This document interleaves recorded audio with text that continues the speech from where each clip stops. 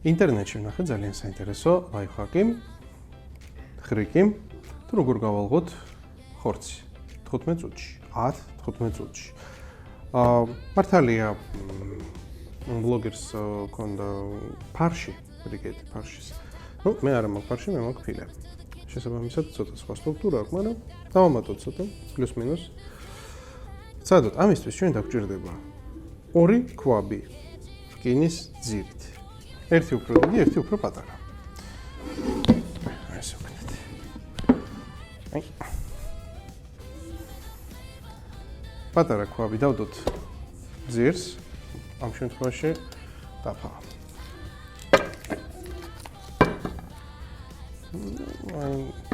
არ მესმის ხოლმე სწორ ბრიკეტებს საიდან შოულობენ, ანუ ალღობენ, ასწორებენ და ისეყინავენ თუ სწორის ბრიკეტი ჯერ არ შემოხვედრია.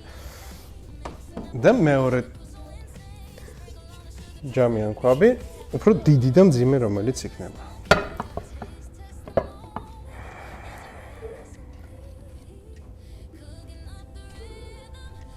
კვერცხი ხო შევწვით ეგრე მაცივარში საყინულეში.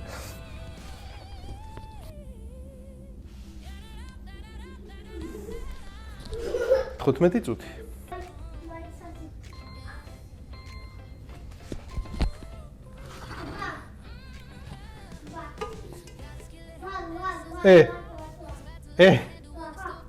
აქ რბილია, სრულიად რბილია.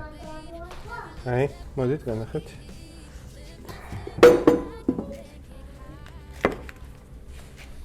თავისთავად მთლიანად ვერ გავალო, მაგრამ ხედავთ? სადაც ეხებოდა, იქ არის სრულიად რბილი.